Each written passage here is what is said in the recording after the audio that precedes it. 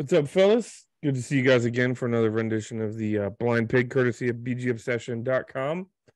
Feel free to jump by and catch us. We'll run through the quick intros. And top left is Bob. He hails as Neophyte. Bottom left is John. He hails as Boone. Bottom right is Mark. He hails as Ohm. And I am Derek. I am Silent Threat on the board. So please feel free to come by, mix it up, have some fun, talk it up until you get yourself deleted. Anyways. We only do that to very special people once a year, just so we don't forget how. Actually, I think that's legitimately the first time it's ever actually happened. So, anyways, I don't really have anything huge. I guess I'm just curious how you guys feel about the kissing of the sister tie that we just experienced this past weekend, because I guess we didn't really lose ground, but I almost feel like we did in a way, because we let them hang around. We had the opportunity to take a stronghold on that wild card position, and we failed to do it. So I was the only one last week that at least pretended that I, thought they would win the game. And I've had a couple games this season where I felt like we should have smacked the hell out of them. And this was one of the games I felt like, I feel like we're definitely a better team on paper than they are. And in reality, for that matter, we mostly showed that in the game, at least in terms of time of possession, long drives, containing their what few weapons they have. I was very disappointed. I know I listened to I had to snap myself out of it. So instead of working for a couple hours this week, I listened to Monday's Sheehan pod and Galdi, and those are kind of my two go-to guys, because they will go off on, intense tangents sometimes, but they generally have a pretty balanced take. And both of them felt like there was more positive than negative, and I think Sheehan said it felt more like a win than a loss. I didn't feel that way precisely because, the Giants might have needed it more, given theoretically their schedule is harder down the stretch, but I want to talk about that later, because that, to me, you can throw that out the window because you never know what's going to happen, right? If they beat Philly on Sunday, we're going to not be talking about how much harder their schedule is. So I was very disappointed, but I think I'm in a minority on that. But you guys tell me. Yeah, I think disappointed would be too strong a word for me. I went into that game expecting us, based on the last 30 years, to stub our toe because we were 2 games over 500 and things felt like they were going pretty well. And it's been forever since we took that and ran with it and played better than expected. We almost always play down in situations like that. So I kind of expected it. And it's taken me, what's today, Wednesday? It's taken me 3 days to get here. But where I am on this now is on a real long scale, pulling way back. That is a game that we would have lost not too long ago in almost any year of the last few years, where we started well, and then the other team seemed to wake up and we got soft for a while and we started making mistakes and missing opportunities. And it's a game that I felt like was gone. I mean, I thought that game was gone after Taylor's turnover at the beginning of the third quarter. They scored to go up 2013. All the momentum we had was gone. I thought that game was over. So I guess if we've made progress, it's in that was a game that I felt like a loss to me, but we didn't. We ended up tying the game and making enough plays down the stretch on the road against a potential playoff team and a division game, all that stuff. So I'm actually kind of okay with it. I was hoping it wouldn't have to be my sister. I mean, other people's sisters I have knows that are, I would much rather kiss than my own, but I had to be okay with it this week. I didn't have the same experience you guys did. We didn't get the game in Texas. I don't even remember what game they played down here, what game Fox showed us down here. It didn't make sense to me. Well, I take that back. They showed the Philadelphia game, and that did make sense to me this week. There have been a couple of weeks where I shook my head about it, and that's why I said that. But this week it made sense, right? Philadelphia's leading the division, leading the NFC, actually. So it kind of makes sense that they're getting airtime. So I didn't get the football game. So I spent the game, most of the game, sitting in this chair with the World Cup up on my laptop over here and Gamecast up on my work laptop in front of me, and BGO chat up, watching people in BGO chat angst over things and watching Gamecast and watching the World Cup because, well, you know, who can resist the World Cup? Well, I could have, if Washington had been on this week, I'd have watched the football game, not the soccer match, but it is what it is. And granted, my experience is colored by the members that we had in chat this week and the stuff that went down, and, you know, the various 4-letter words that got used about things and the number of times Taylor overthrew some guy. And I got to tell you, I've watched highlights now from 2 or 3 different sites, including a site on YouTube. And I really need to get these guys' name and give them a plug because I watch this every week. Every week there is a site that pulls every single pass play. And if you want to see it on YouTube, you just go in and type up Taylor Heineke every throw. And they show every throw. And sometimes they'll show the replays and stuff. If something happened on the play that forces Fox to show a replay, they keep the replay in there too. So you can see something happened on the play, Bob. If Taylor Heineke's throwing the ball, trust me. Oh yeah, exactly. Something's happening. Exactly. You know, so I came out of that game actually at 2013. I've got to tell you, I very nearly shut chat down and very nearly shut Gamecast down because my expectation was a lot like Mark's. I thought, this is New York, in New York. This is going south, and it's going south in a hurry. And, you know, we're just done. I mean, how many times, John, have I heard you say we can't win in New York? You know, something fluky shit just happens when we're in New York. And for whatever reason, it doesn't matter how bad they are. That's always a tough football game for Washington. And then it turned into a tie. And Fox shifted to the Washington game because, well, it's tie and Philadelphia's over. So I got to see overtime.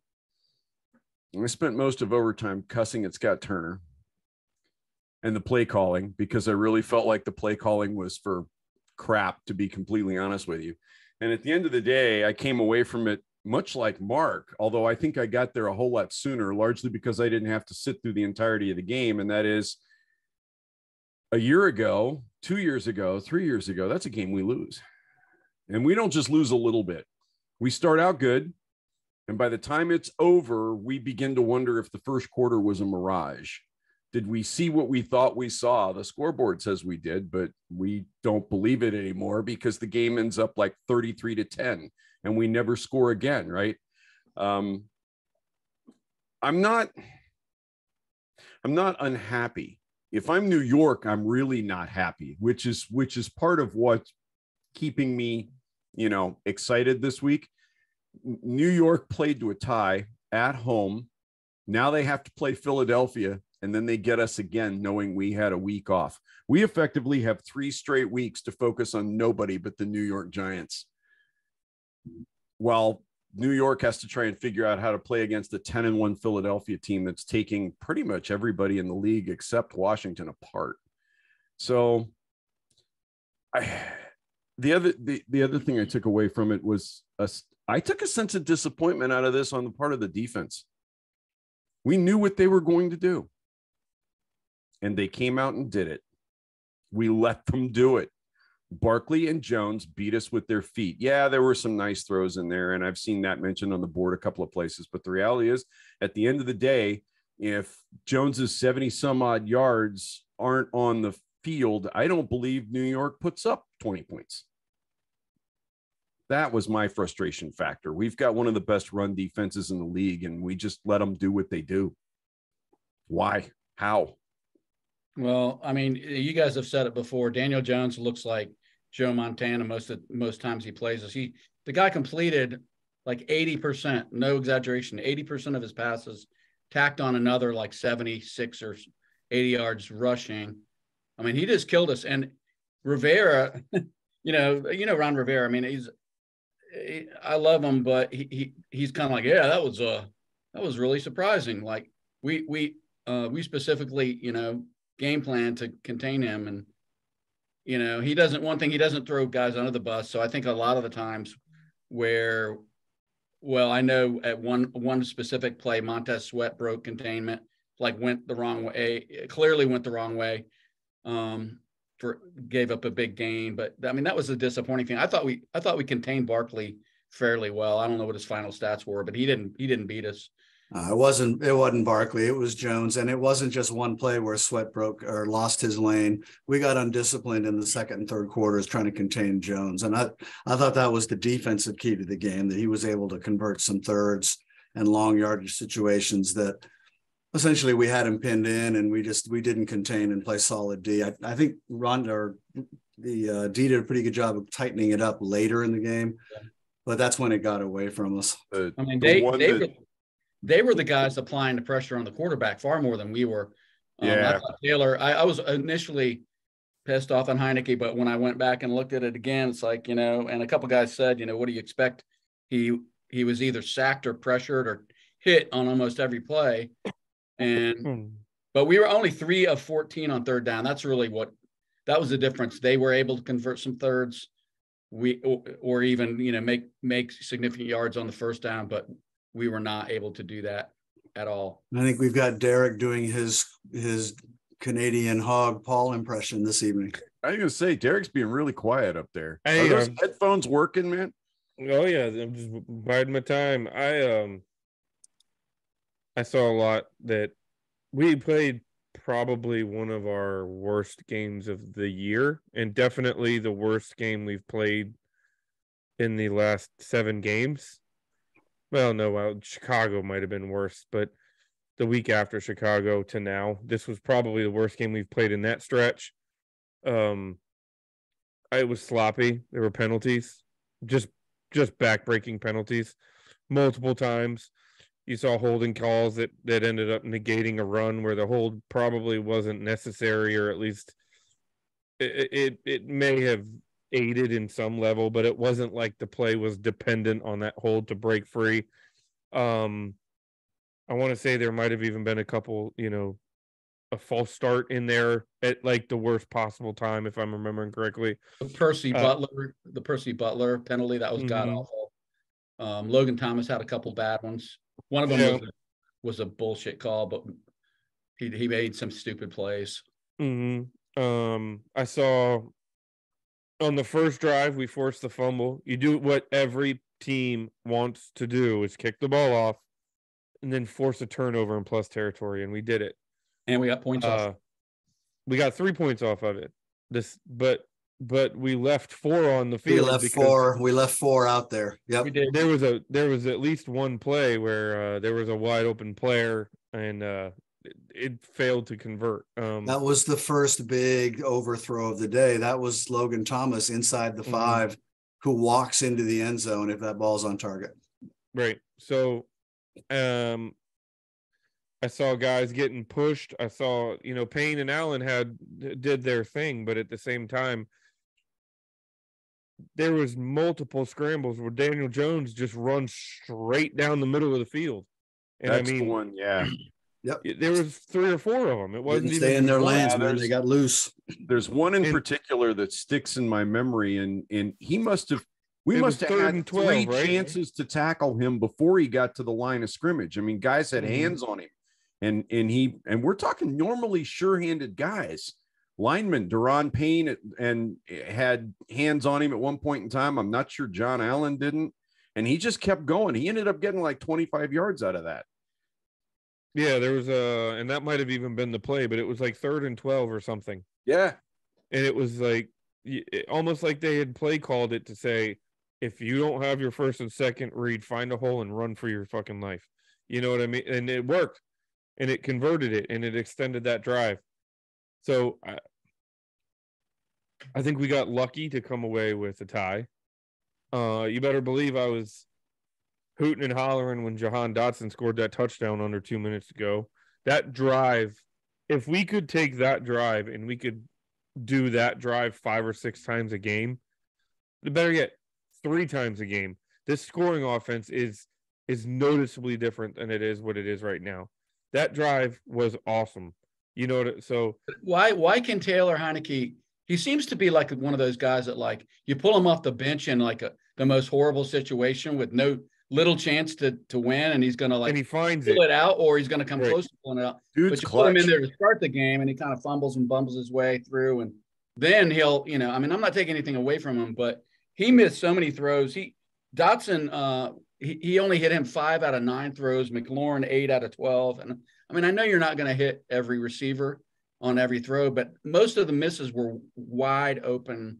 But then there's another play where he's rolling to his left and then throws across his body on a corner route 18 yards downfield, and you watch that and you're like, there's maybe 8 guys in the league that can do that consistently. You know what I mean? Mechanics are erratic. Like Mark's always about the mechanics, throwing out that back foot. I mean, well, it's almost like he's better when he's off platform. You know what? Like when he's moving or when he's trying to step up, that's when he's more comfortable than when he's actually trying to be a pocket style quarterback. The problem is, go ahead, Derek. Finish it. The problem is we don't regularly move him out. The only time he's breaking the pocket to make these throws is generally speaking when he's breaking the pocket. It's not a designed roll. We had one where on that same first drive, he's rolling to his left. There's one receiver on the side of the field he's rolling to. There's 3 receivers on the opposite side of the field, so I think we got lucky. I think that drive was fantastic. Jahan Dotson made a great play, and you better believe I was cheering and hooting and hollering when that kick fell short in the end zone. And I was excited in the moment that we came away with a tie that we very easily could have lost. But that's a game, if we want to believe that we're any kind of real content, that is the game you got to show up to. You did it against Philly. I'll give you credit for it. You beat Houston in the first quarter. That's fine. But this is the game where it's you control your own destiny. If you want to continue to control your own destiny, you win this football game. We still do control our own destiny because we win in 2 weeks. We're back in the wild card. And then if we find a way to beat San Fran and Dallas, I mean, we're pretty much a lock to get in. It's just, it would have been a hell of a lot more comfortable if we had won this game. It was a little bit of a sloppy game and a stumble. I was disappointed in that part of it. We've already talked about the penalties. I thought we were inconsistent. We went with tempo, I think maybe once early in the game and had success and never went back to it. I think I heard today we lead the league in time of possession. Are we number 1 in the league? Yeah. And we had the ball for 41 minutes. Yeah, we led in every quarter of this game, which is different. That's something we haven't 41 done. minutes, including a 10-minute overtime. But all of which is fine if you can close the deal and score points at the end. We did, and you guys are probably tired of hearing me say it. I'm tired of saying it, but we move with this offense. We move up and down the field between the 20s, or hell, we'll move from our own 10 down to the other red zone and take us 6, 8, 7 minutes to get there. And we get to the 25 or 30 and it just kind of falls apart. The play calling seems out of sync with what the quarterback wants to do. The quarterback doesn't get the ball into the tight window. Someone misses a block up front and we end up settling for field goals we're stuck in that 20 points a game. And this was a perfect example of that. On a day when things don't go well and we are a little bit sloppy, we're not good enough to win. We need things to go right to beat even a team like the Giants. Go ahead, Bob. Well, I was just going to say, I'm looking at the numbers. And if you really want to know the truth, I don't feel bad about this team, about this game, looking at the numbers. We were just talking about penalties. We had 7 for 55 yards. That is by no stretch of the imagination a horrible day at the office. We only gave up 1 first down through penalties. We also only got 1 first down through penalties. This is a painfully even game all up and down the stat list. You look at this and it looks like exactly what it was. 2 middle of the pack teams playing each other, and neither team having a great day, neither team having a horrible day at the office. We swapped turnovers. Nobody won the turnover battle. Seriously, the only place we really stand out on this entire stat list that I'm looking at is time of possession, and we won that by 13 minutes. Everything else is almost a dead heat. Yards per pass, 5.3 to 5.2. Totally all right. In passing yards, we beat them by 70, which is kind of a big deal. But yards per play, had almost 30 more offensive plays than them. Yep. And couldn't outscore them. That's bad. That not is bad. You're not wrong, John. But I mean, the play calling in overtime just like to have killed me. We got within spitting distance of field goal range, and Scott Turner shut everything down. How did we get there? How did we tie the game? Taylor Heineke throwing the football. We didn't get there on Brian Robinson's legs, and we didn't get there on Gibson's legs. We got there through Heineke's arm, and we came out in overtime. And the second play was a really nice gainer with a throw. We got within spitting distance, and Scott Turner goes, "I'm going to run the football to get there." The Giants knew what we were going to do. You watched them do it.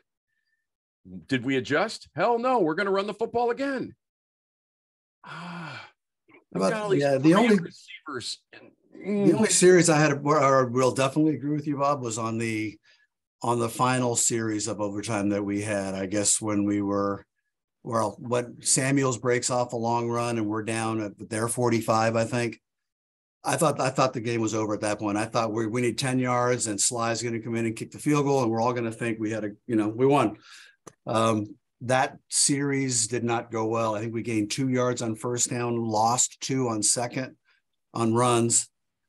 And then the pass out to the flat that I think it was Samuels just got eaten up out there. I would have liked to see a bit more aggressive pass right there. Yes. Get 10 yards, get 8 yards, not 3, and maybe you got a shot at the field goal. That was the only time I really felt that we went into a bit of a shell offensively. So don't get me wrong. I'm not throwing Sly completely under the bus, but this is the second game where he's either lost the game because he's missing things like extra points, or an NFL kicker's got to hit a 52-yard kick. And look at across the aisle, he's got who was it? Gano, their kicker, 5 for 5 from 50 and beyond. Some of them way beyond 50. He can't hit a 50-yarder. And I know there's like 1,000 things that come before that, but in the fourth quarter, that could have been it right there. I don't know, man. I don't know. I can't decide who that guy is. Ever since Philadelphia, where looking at it, to me, I think he kind of single-footedly won that game for us with four, including a couple that were bombs. The one he missed was 52 in this game, and it was, if it was a putt, John, it was like it burned the right edge of the cup, and he just missed it. Yeah, that might have changed things. We might have won it in regulation, but there were a lot of other plays that could have won it in regulation too. I didn't have Sly on my list of coal in the stocking this week. Yeah, no, I didn't either. And for the same reason, it's just, yeah, you should make a 52-yarder more often than you should miss a 52-yarder. But at the same token, way more often. We're old guys. The kickers nowadays, I'm not kidding. Laugh if you want, but it's not 1980 where a 50-yarder is like, whoa, he hit a 50-yarder. Guys are kicking 65-yard field goals like fairly regularly. At 52, he should be able to make that. I know I'm not making him the scapegoat, or I'm not trying to make him the scapegoat, but at some point, man, he's got to get better than that, I think.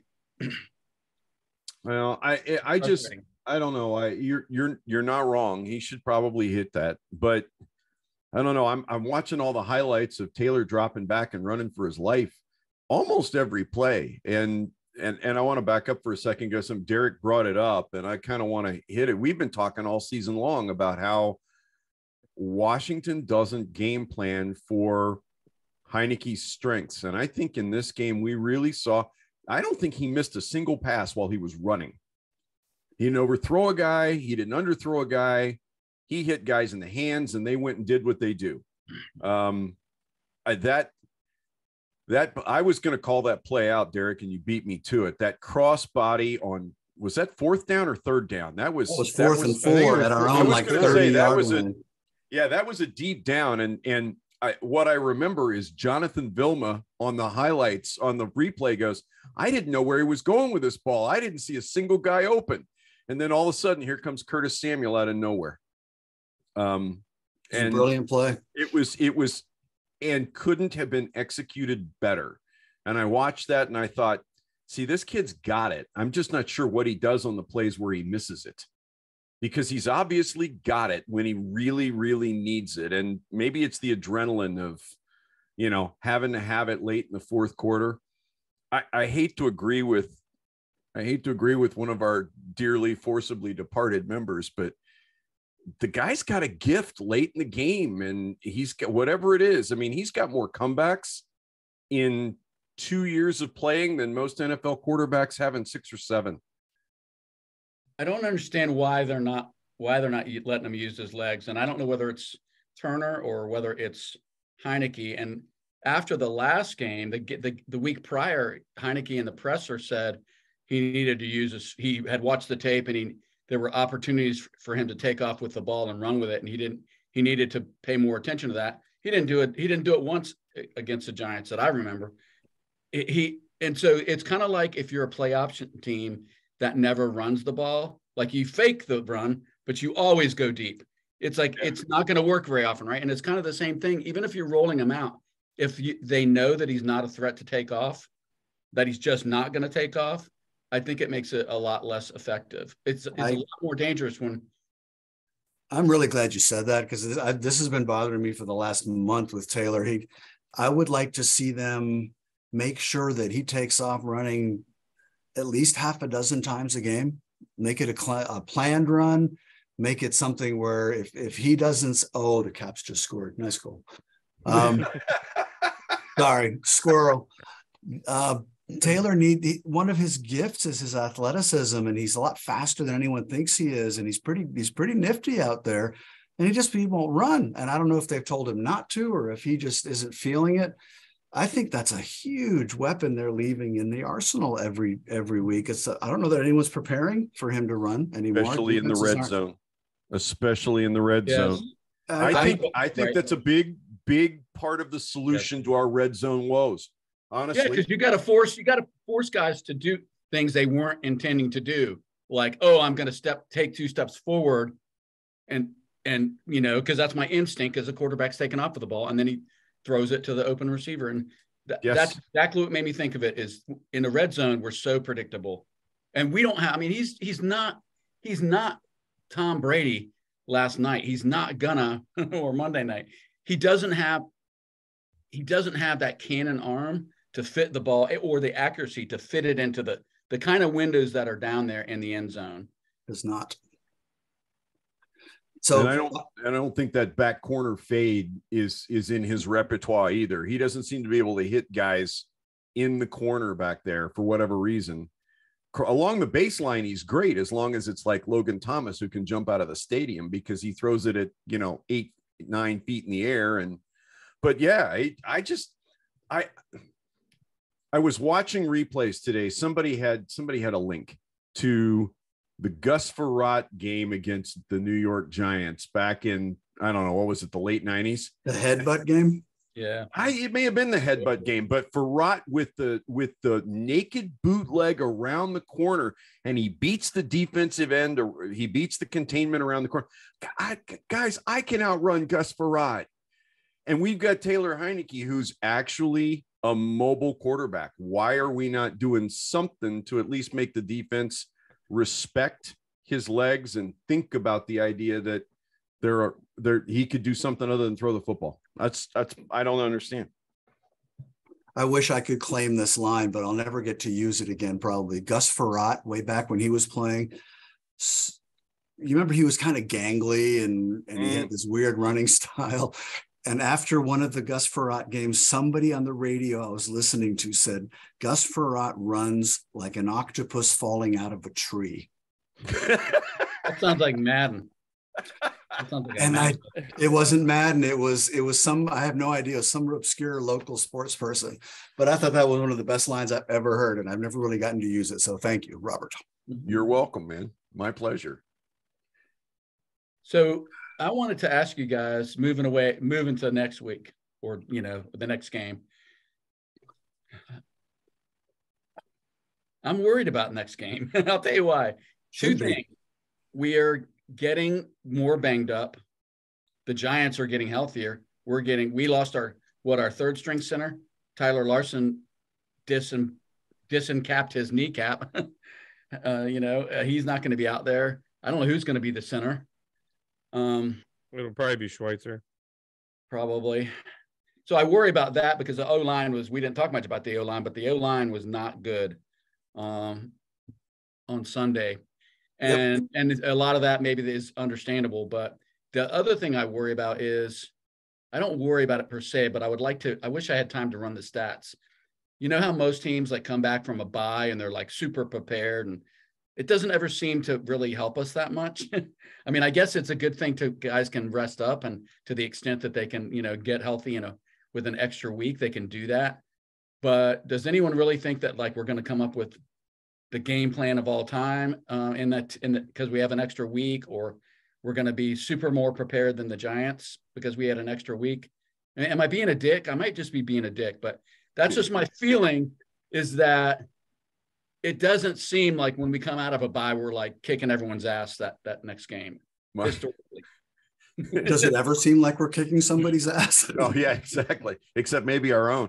My biggest fear, John, and I'm kind of there with you. My biggest fear is that Scott Turner's gonna watch the film on this and go, if Taylor doesn't overthrow guys 5 times, we run away with a score. I'm going to use the exact same damn game plan, because I guarantee you the New York Giant defensive guys are going to be watching that tape and coming up with a way to stop the game plan we had this last week. And if Turner goes in with the what we do works attitude,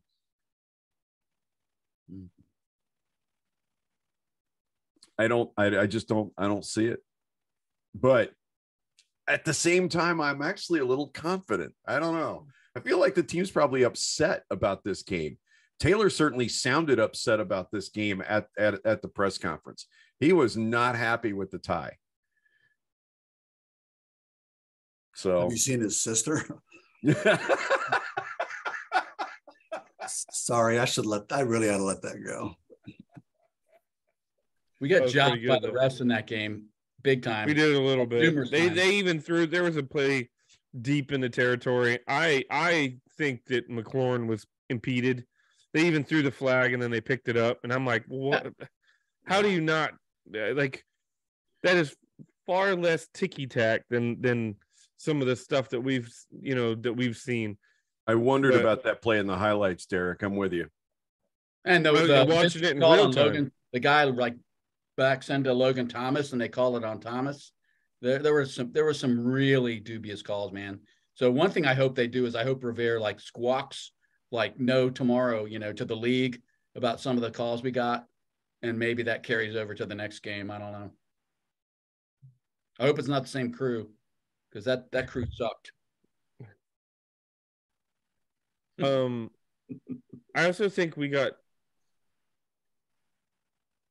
I want to give some credit though. I am happy. I did like how involved we got Jahan Dotson. You saw like him and maybe Heineke get a little more confident in him. Say, hey, this guy can actually make some plays. You know what I mean? He had 9 targets, right? Yeah. Am I remembering that correct? Yes. I think that might have even been a season high or a career high for him now. It was. So, happy to see that. To your point, though, earlier, Bob, you mentioned we weren't beating them with Robinson. Robinson had 21 carries for 96 yards. No, he did. I was talking about late in the game when he put the ball on Heineke and put the game on Heineke, and he had to throw the football. He did a really good job. It's not like, then suddenly in overtime, here's the previous game plan again. And I don't know, maybe it was just me, but if I would like to think that if I'd been the OC in overtime, I would have said, you know what, let's come out and run that up tempo thing again. Let's do exactly the same thing with our first drive that we did with our last drive of the fourth quarter. Because they need to back off Robinson a little bit, man. I think they're overusing him a little bit, because you got Williams, who's pretty good. You've got Gibson, who's very good. Curtis Samuels is a hell of a running back when we use him that way. I just think they might be over relying on him. They need to spell him more so that late in the game he's still got legs. I felt like he got worn down at the end in that game. Yeah, I was okay with the 21. I actually had a good thought and it went away. So let me cogitate for a minute. Somebody else talk. There's a $5 word. But I don't think this game plan beats them. Let me put it that way. I think if this team shows up again in 2 weeks, I think we lose the game. I think we're gonna have to see substantial improvement, and that's coming off of Heineke's best game of the season if you look at it statistically. Yeah. But to that point, when you have 82 plays and you possess the ball for 41 and a half minutes, if you don't put up elevated stats, that's a bigger red flag than, you know what I mean? Like then it is a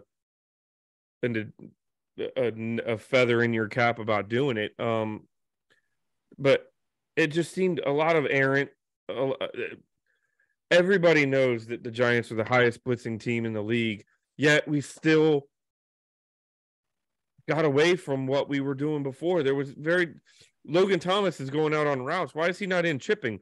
You have 3 receivers that can beat arguably any group of 3 defensive backs in the league, and you're running 5 guys out and letting them bring one-on-one, and they're beating us.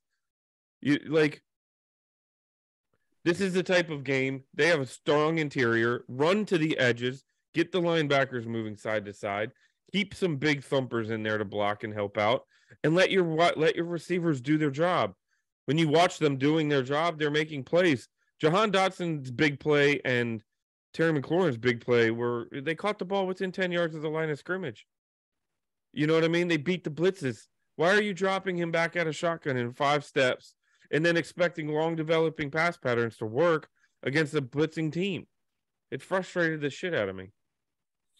Well, I kind of think we can run the same game plan. We just can't make mistakes like we made. We made a lot of mistakes in that game. Like, really, I mean, even acknowledging the refs kind of, had it out for us. We made a lot of unscripted errors on our own. There's probably 7 or 8 plays that had we made the play or not made the penalty, you could tack another touchdown on it or another drive on it. Yeah. I just feel like I actually felt like we looked like a far better team for the most part, other than letting Daniel Jones run all over us. I guess my point was that if this team shows up, if we play this game a second time, we're going to lose. Attribute that to game plan if you want to. Attribute that to the mental mistakes. Attribute that to the stupid penalties. All of that. We stole a tie, I think. We were the better team, and we had to literally steal a tie. But it ain't going to happen a second time. So, right, welcome to life in the NFL. The team was 6-1 prior to that, or 5, whatever it was. Mm-hmm. Not too many teams win every week, and you're going to have a week when you're off a little bit, and they were off a little bit. I think you could make a case that the game plan and the coaching might not have been quite what it had been the last few weeks. I thought Taylor, as much as everyone loves him, and I know I love him too, I thought he had a pretty mediocre game. He had some nice highlights, and we scored 20 points, which is, pretty good for us. Usually it's 17. We got 20. But we left so many points out there, and I thought I'm looking at a team that with a quarterback who doesn't overthrow all those open guys and who steps up in the pocket. I've been wanting to mention this. There were the 2 forced fumbles where he's just standing in the pocket and starting to throw, and someone comes in behind, knocks it loose. One was a turnover that cost us the touchdown at the beginning of the 3rd quarter. On that play, Taylor did not do, because he hardly ever does, the one thing that you see all the top quarterbacks do is you hit the back foot. If that first read isn't there, you start climbing the pocket. You move forward towards the line. You keep looking downfield. You threaten the defense with your feet. If you look at that play again, there is open air in front of Taylor. There's nobody at his feet. He steps up 1 step. He's still in the clear, and he's still got a chance to throw. So all I'm really saying is I thought this was a pretty sloppy game that we could have won fairly easily with a little bit better quarterback play and some other things. I'm not only putting it on Taylor. It would have been nice if they had kept their contain on D and not let Daniel Jones run around looking like Randall Cunningham out there. Yeah, I'm old. But as far as coming into this next week, I actually feel better about this next one than I did about the last one. I expected us to lose and sort of lay a clunker on Sunday, and we laid a clunker but didn't lose. So I'm taking that as a good thing. In 2 weeks, I think you're going to see a leadership difference in this team that we haven't seen in a long time. I think you're going to have John Allen and Ron Payne and Terry, and hopefully Taylor and whoever else is being listened to in that locker room. They know what they've got. They have a chance to make a playoff run, and they're a pretty good team. I think you're going to see them rise up. I think you're going to see them play pretty well and beat the Giants 20-17. I will be surprised if we don't see Chase Young back on the field too. And I think as much as that concerns me from a containment standpoint, because Chase does have a little bit of a tendency to hot dog and freelance. I also think as a guy that maybe plays 10 snaps, he could be a difference maker. Good. I'd love to see Daniel Jones on his butt just a little bit more, and not downfield. I'm talking about behind the line of scrimmage. Not sliding. Right, not sliding. Yeah. Drop there unceremoniously. So we're going to be watching other teams, not our own, this weekend, other teams that are in the mix for that wild card spot. So I just wanted to quickly run down those teams. And I didn't do the whole season, but I ran down the guys that are in front of us or in the neighborhood with us and who they're playing for the next 3 weeks, just to give us a sense. So at the bottom of the list, I have the Falcons, who are 5-8. They have a bye this weekend like we do. Then they're at the Saints and at the Ravens. The Packers are 5-8. They have a bye this weekend. Then they go to the Rams and play at the Dolphins. The Lions are 5-7. They're playing versus the Vikings at home this weekend. Then they play at the Jets and at the Panthers. So they've got 2 tough games out of 3. Then, of course, there's us bye week, then home against the Giants, and then at the 49ers without Jimmy Garoppolo. I don't know who their quarterback's going to be. Is it going to be our friend Mayfield? No, it's Brock Purdy. Purdy. Mayfield went to the Rams. Yeah. Okay, yeah, sorry. That's correct. Yeah. The Seahawks, who could be our biggest, if we are able to beat the Giants in 2 weeks, could be our biggest adversary. They're 7-5. They play the Panthers versus the Panthers this weekend. Then they're home against the 49ers, on the road at the Chiefs in week 16. So you're saying they have a bye this week? Huh? No, the Panthers. And then the Giants play Philly, us, and then the Vikings at the Vikings. I honestly think the bigger team we need to be concerned with is San Fran, because I have a feeling that Seattle's going to win this weekend. San Fran's going to have a tough test against Tampa Bay with Brock Purdy at quarterback. And then so let's say hypothetically Seattle wins and San Fran loses. Those 2 teams are 8-5, tied atop the division, playing for the division. So at the end of by the end of the games next week, we could be looking at San Francisco with them being 8 and possibly 8-6. And if we beat if we beat the Giants, we're 8-5-1, and we're legitimately squaring off for the same wild card spot. Mm-hmm. So I think the practice that we're in now is we need all division winners to continue losing and everybody else in the conference winning, and everybody else in the conference to lose. As long as you follow that template, I think we're in a good spot. You don't want to know. Sorry. Wasn't any heavy breathing, so you're good. But other than them, the only people that really pose a threat, the Buccaneers lead their division at 6-6, and nobody else in that division is even above 500. Minnesota leads their division at 10-2. Nobody else in that division is above 500. And then San Fran leads their division at 8-4. Seahawks are 7-5. Nobody else in that division is above 500. Yeah, The Lions are hot as hell right now, but the Lions are my interesting Mm. team I'd like to watch because I Yeah. think they're getting hot right now. The only two that I'm really looking at hard is Seattle and San Fran, and we need to edge out one of those two. Well, the Sam, Lions. that injury to Garoppolo is a big deal. That changes everything in the NFC. It does. except does. that I mean, if that Purdy kid can just play reasonably well, hand it off, make, throw 50% completions, it doesn't matter. Their defense is good enough to win most games without, I mean, I know they still have to score, but I don't think it's as big a deal. I mean, Garoppolo is underrated, I think. I'm not saying anything about that, but I think they could still be a pretty tough team to beat even without. Oh, they're a tough out. That defense Oh yeah, they are. But may be the best in the league. It's a They're tough not- defense, and Shanahan's going to find ways to get McCaffrey running free out of And the Debo. backfield. And Debo, exactly. He's got weapons on the ground. The quarterback doesn't have to win it. He just has to be confident. I'm sure he's going to Purdy and he's saying, "Look, I will handle it. You execute the game plan. Don't go out here and try to win it by yourself." You know what I mean? So Purdy's job is to not lose it.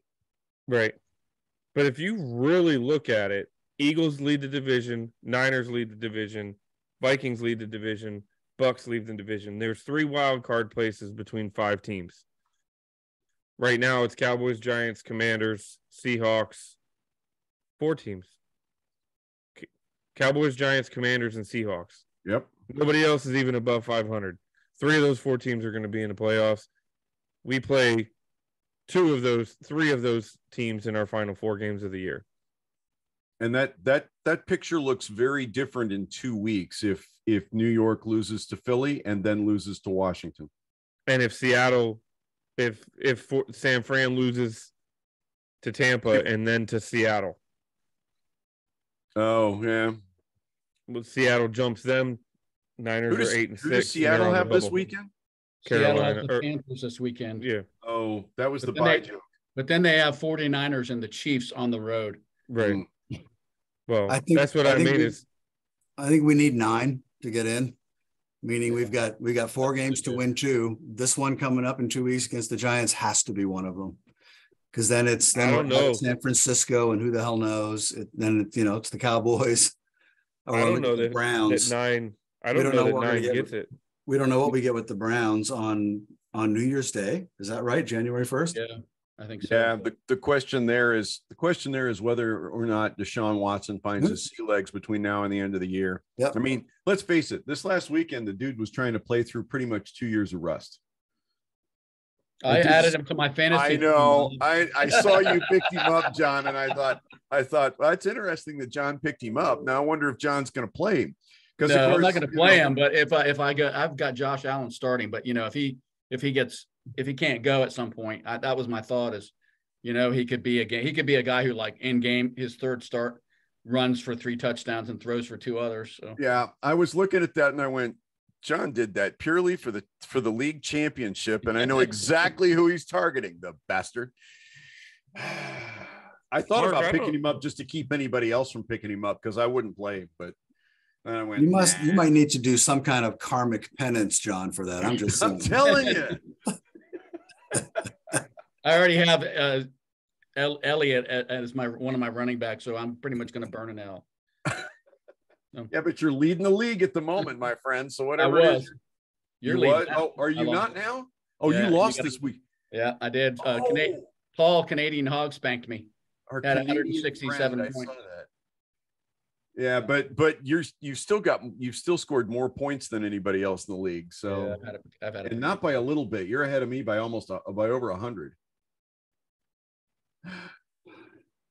Hey, Yeah. so we'd be remiss if we didn't mention the new law that was signed by the president today. Somebody posted on the board, and I went and looked it up, and it's kind of I don't know if it's a big deal or not. It feels like it's a big deal in context of the Commanders and everything that this team has been about and done. What the Speak Out Act that was actually sponsored by Senator Gillibrand out of New York back in July, and July 13th. The president signed it into law today.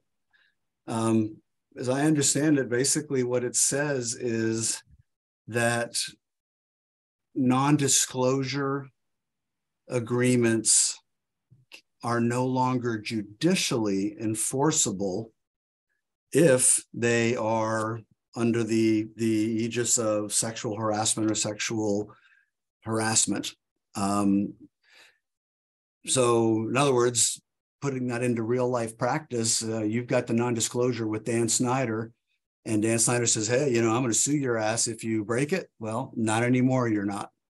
Yeah, it's not a get out of jail free card, right, anymore.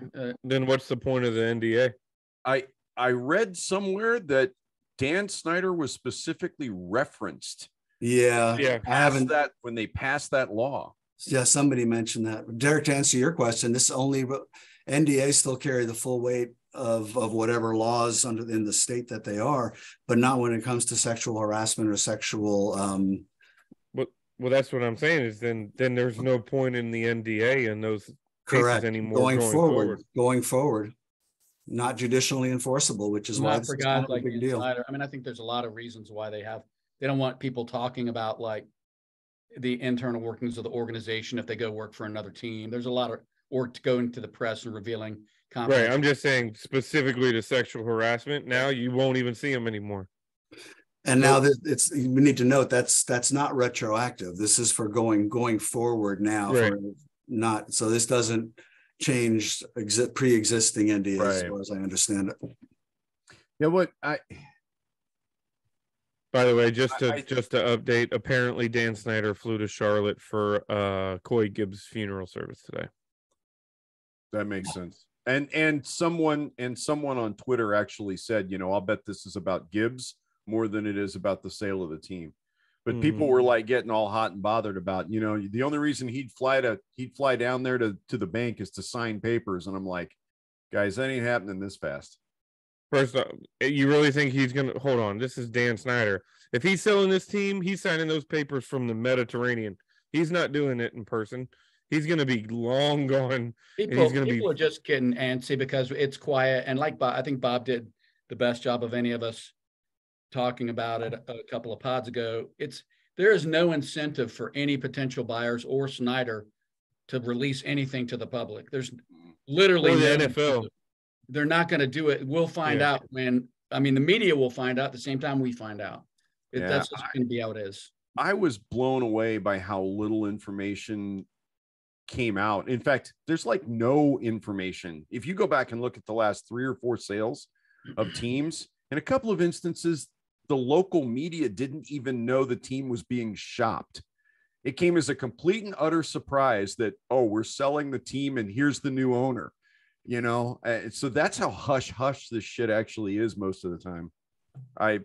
Dan could have done this under cover of darkness. I don't know how the guys at Forbes got it. Somebody in the bank had to leak it, but I don't understand the motivation there.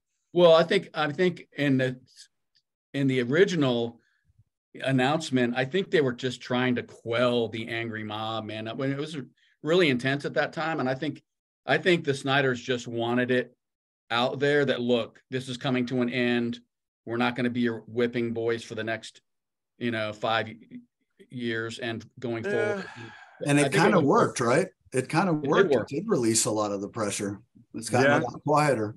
No, it did. I remember the timing of the whole thing, and the news broke through. The news was coming out through Forbes, and it felt like the team was trying to get, if not ahead of it, with it.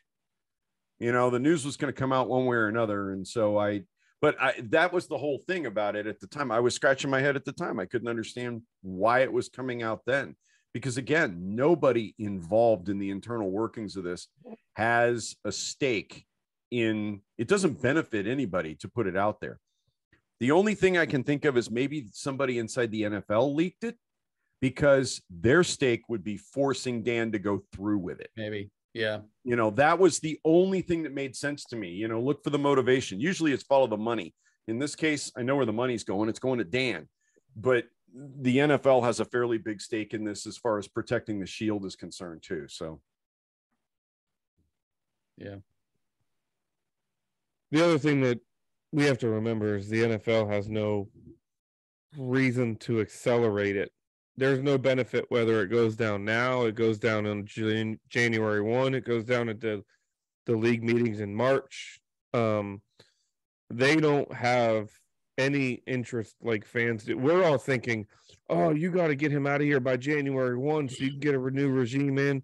And then you don't want to do this right before the draft because then you can't. They don't give a shit about that. They don't care about that. They care about the money. Dan Snyder's effect on this team is going to last through the end of this season, regardless of who the owner of the team is. It's going to last through the remainder of this league year, regardless of who the team owner is. So I think they're agree, but I do think there's an element of let's get this done so we can move forward. Mm-hmm. and every minute that Dan Snyder is still technically the majority owner is a moment where he could, he could come out and say, well, we're winning now. And I'm going to continue on. And I don't know if that's a legitimate concern. I tend to think it's not, but I think the NFL wants him out sooner rather than later. I really do. For all we know, behind closed doors, obviously losing is not enough for this guy to be proud of himself. So I don't think winning is going to do it either. You know what I mean? Like behind closed doors, the conversation that they've had to get to this point are probably so in depth that he's, you know what I mean? I don't think there's any going back regardless of the outcome of the season. I just, if we get to March and the owners meetings in March and we don't hear anything, then we need to start questioning if this thing just fizzled out and disappeared.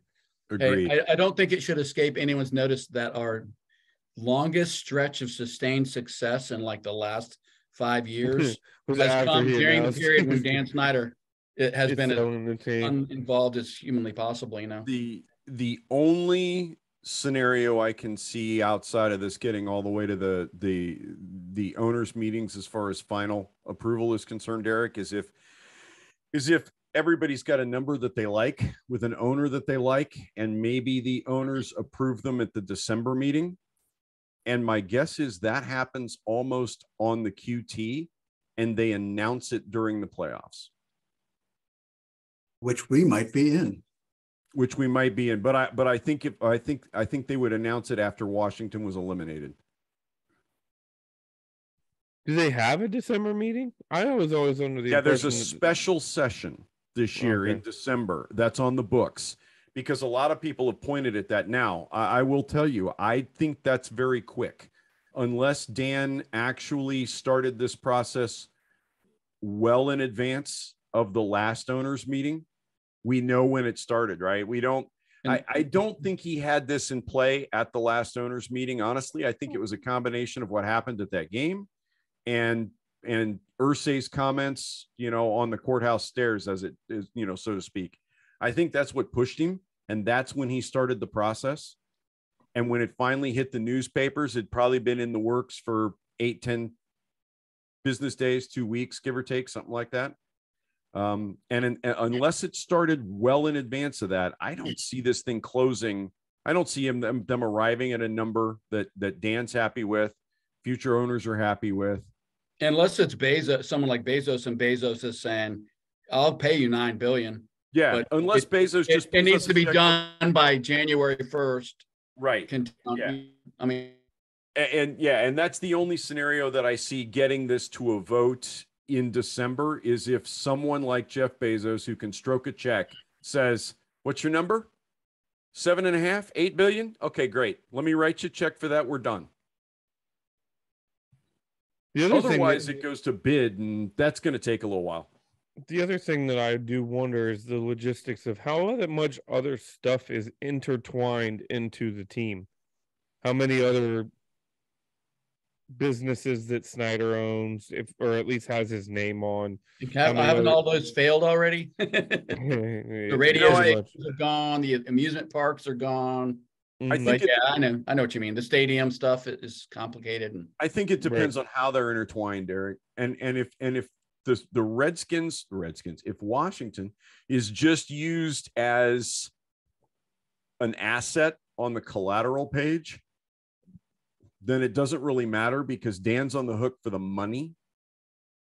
And if he sells the team, then he's pretty much financially obligated to pay off the loans out of that money. Now, whether he does it piecemeal or by stroking a check is his business. But now if somehow, some way those businesses are, to use your word, intertwined, the balance sheets are muddled, so that Dan can hide things like receipts from the Notre Dame game played at I'm just saying.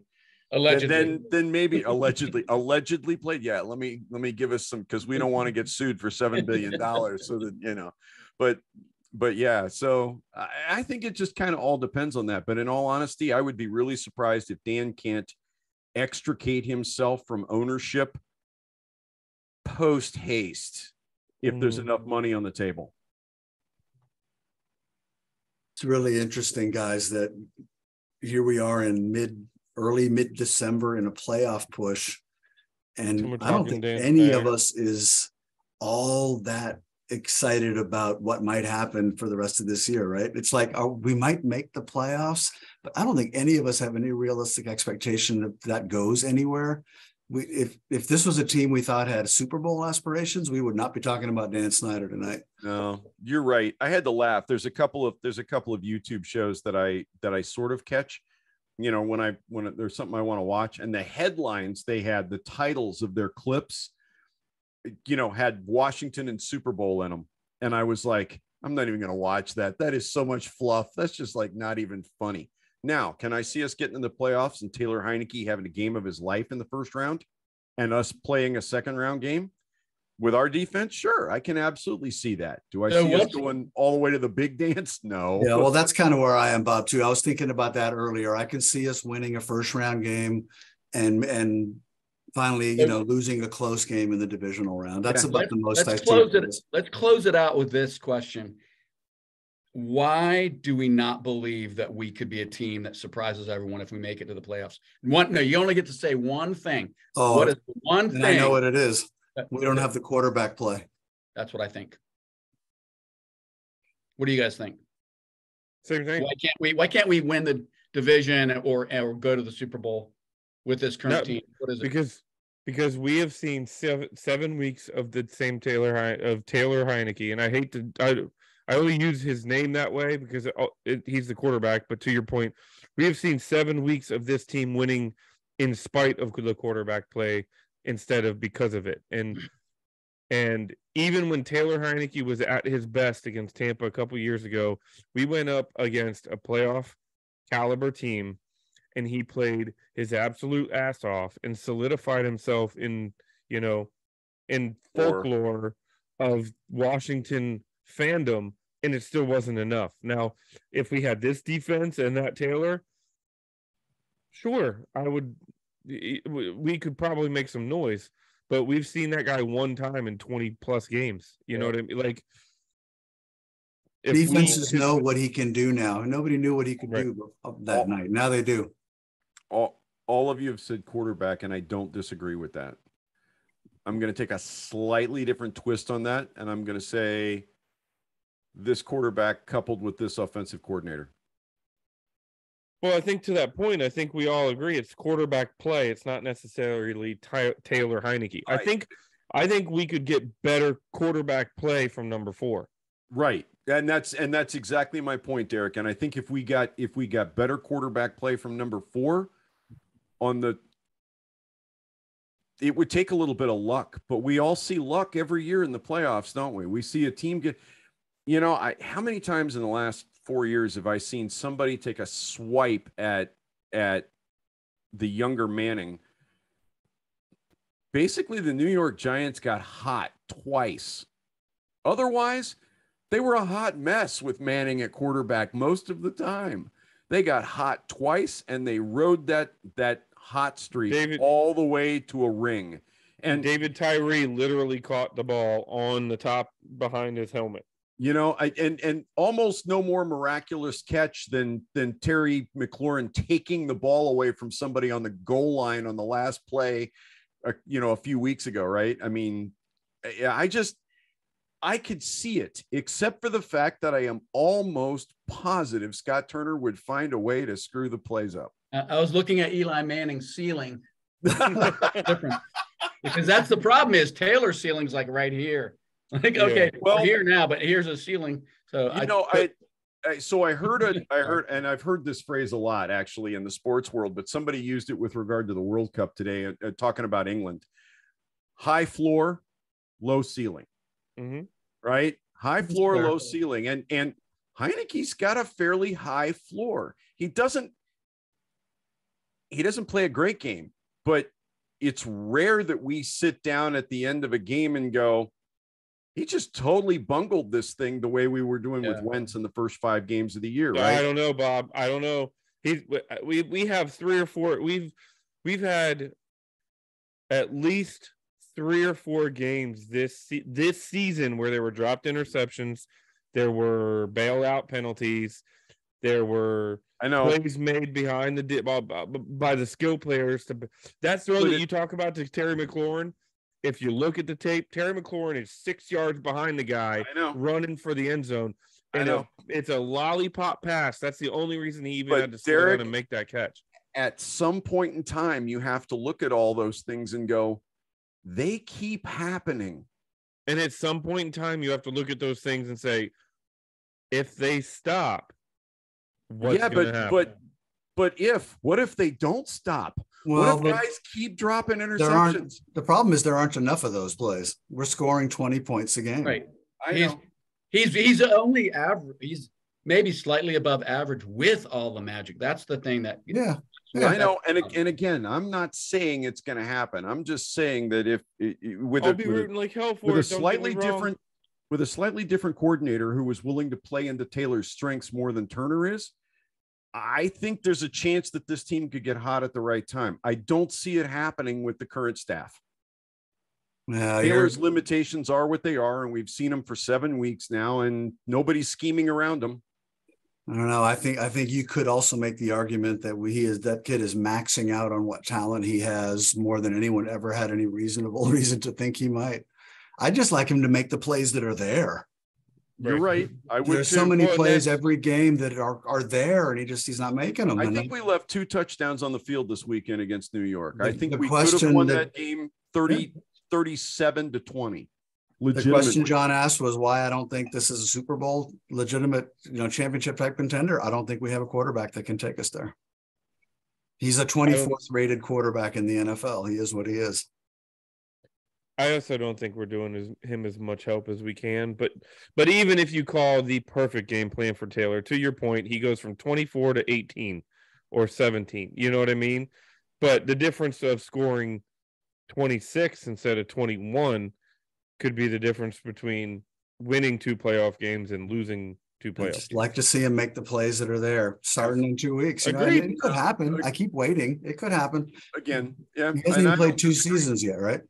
You know what, Scott Turner? The best thing Scott Turner can do is if we make the playoffs, I'm not counting our chickens because a lot can happen in the next 4 weeks, 5 weeks. If we make the playoffs, Scott Turner needs to just take the reins and just say, Taylor, be Taylor. Okay, I'm gonna call plays. Go out there and just play football. Stop thinking about us telling you to quit running. Stop thinking about us telling you need to be a pocket quarterback. Stop thinking about us, you know what I mean? And just go play. Don't think, react. The best players in professional sports don't have to think. They just go by their gut tells them. I feel like he is a better quarterback in the pocket now than he was this time last year or the beginning of last year. Mm-hmm. I feel like the difference now is he's thinking about that part of the game too much. And Derek, I think if somebody took him aside and said, just play. You're right. That when the run is there and you're on your 3rd read, take off, dude. What if they have him telling him that? I don't think they have. I think they've been telling him not to. I think Taylor is trying very, very hard to be the guy he's being coached to be. And it's just a gut instinct, Mark. I have no proof to go with I that. get it. I'm just guessing too. I kind of think he is what he is. I think he's a seat of the pants kind of guy, and he's trying very hard to be a pocket quarterback. Right. And I think if somebody would say, you know what, we need him to be that seat of the pants kind of guy with the skills he's picked up through forcing himself to be a pocket guy. Let's see what happens if we just kind of turn the kid loose. And I'd love to see it. Let's design a couple of bootleg plays that are run pass options for the red zone just to see what the hell happens. I'd be okay with that. So you think this week he bought one blue shoe and one burgundy shoe? I think this week he's pissed off he can't buy shoes. That's what I think. He lost his bonus. He didn't get that extra scratch. I wonder what he gets for a tie. I don't know. All right, gentlemen. Enjoy the bye week. Root for teams playing against teams ahead of us in the playoff chase. That's right.